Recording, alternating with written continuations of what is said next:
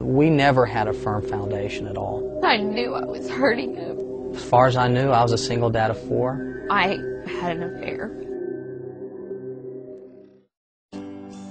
I met him at church probably about 2 years before we were even dating. I had been praying a lot, and I just knew this is who I wanted to be with the rest of my life. Well, when we first got married, you know, it was like any other couple. You're excited. I got pregnant 3 months into the marriage. About a week and a half before Christmas, we lost a baby. I think a year went by and I stayed depressed for that whole year. We'd look up scripture verses and start praying. She was able to pull herself out, and we got pregnant. You're happy, you know, excited, you're having your first baby, and it went really, really well. Postpartum depression set in on my part. I had my third daughter. It was good for a little bit, but depression set in even worse. I just felt like just a heavy weight on my shoulder, having so many kids so close together. And we ended up, she left.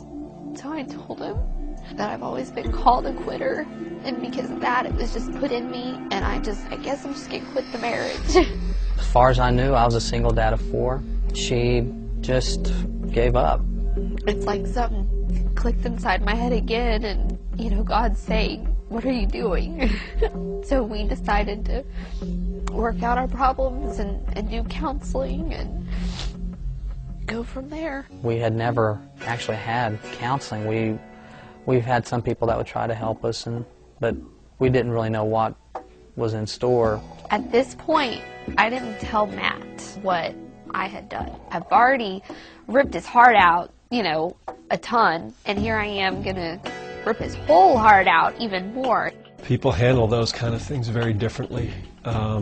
Some people can't deal with what's going on inside of them, but John 8:32 says, "And you shall know the truth, and the truth shall set you free."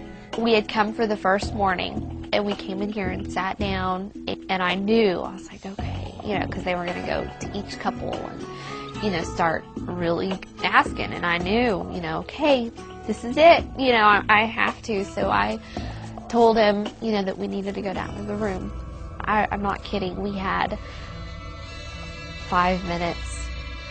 It was a terrible time for me to tell him because, you know, you didn't have time to sit there and talk through the situation. It was just boom. That's it. I had an affair. And it was pretty bad. And then having to tell Matt, that was the worst. I mean, his heart, you know, you just hold his heart. Like, oh God.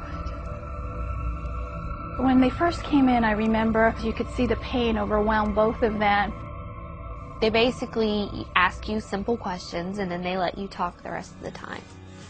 It was something to where we looked at each other and we both said, we got it now.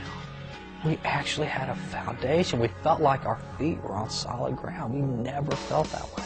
Now, we do have some conflicts, but with what they taught us here, it's like, okay, we stop, we think, and look back at what we learned here. This is the woman that God showed me when I asked him if I was supposed to marry her. She's an incredible wife.